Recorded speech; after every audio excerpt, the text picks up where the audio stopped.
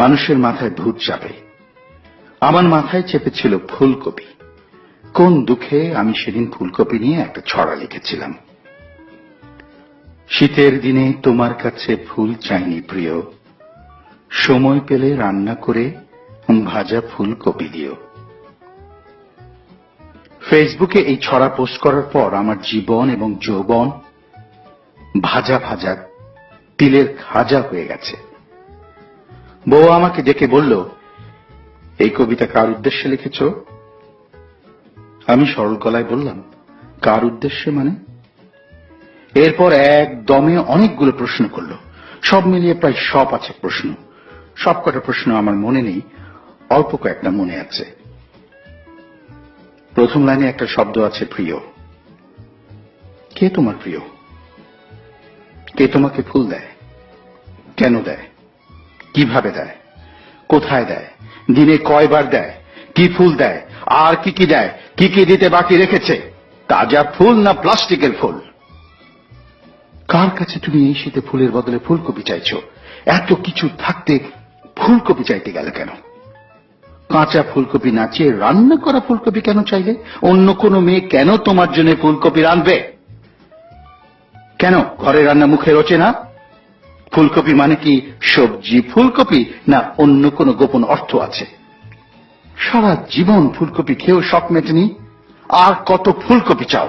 কবে তোমার পেট ভরবে? বুড়ো হচ্ছ আর খিদে বাড়ছে না? পেয়েছোটা কি? তোমাকে কি আমি খেতে দিই? রাস্তাঘাটে ফুলকপি চেয়ে বেড়াও, আজ ফেসবুকে চাইছো, কাল থালা নিয়ে রাস্তায় বসবে, পরশু পত্রিকায় বিজ্ঞাপন দেবে। আমার কাছে চাইলে কি আমি তোমাকে ফুলকপি দিতাম না? সর্বশেষ প্রশ্নটা বড়ই নির্মম, তোমার এত লোভ কেন?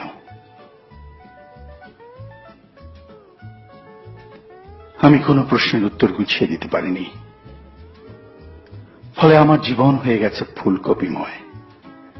সকালে রুটির সাথে ফুলকপি ভাজা, দুপুরে রান্না করা ফুলকপি, রাত্রে ফুলকপি দিয়ে মাছ, বেলায় বেলায় ফুলকপি আর ফুলকপি, মাঝখানে ফুলকপির স্যুপ পর্যন্ত খেতে হয়েছে। গত 1 সপ্তাহে আমি যে পরিমাণ ফুলকপি খেয়েছি, মাটি ও মানুষের উপস্থাপক শাইখ সিরাজ সাহেবও তার গোটা জীবনে এতগুলো ফুলকপি দেখেননি। আজ সন্ধ্যায় বললাম, আদা দিয়ে একটু চা করে দেবে, সর্দি লেগেছে। ও পাথর মুখ করে চা বানাতে গেল। আমি ভয়ে ভয়ে রইলাম, চায়ে আদার বদলে আবার ফুলকপি দিয়ে ফেলে কিনা। আল্লাহর অশেষ রহমতে খানিক বাদে ও আদা দিয়ে চা নিয়ে আসলো। গলাটা একটু কোমল করে বলল, খালি পেটে চা খেও না, ফুলকপির বড়া ভেজেছি, ওটা খেয়ে তারপর চা খাও। পুনশ্চ আরেকটা প্রশ্ন ছিল, এখন মনে পড়েছে। কি আছে ফুলকপিতে যা আমার নেই? পুনশ্চ 2।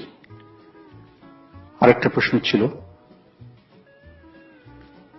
সত্যি করে বলো তো, আমাকে না জানিয়ে লুকিয়ে লুকিয়ে তুমি এ পর্যন্ত কতগুলি ফুলকপি খেয়েছ? এরপর অঝোর ধারায় কাঁদল।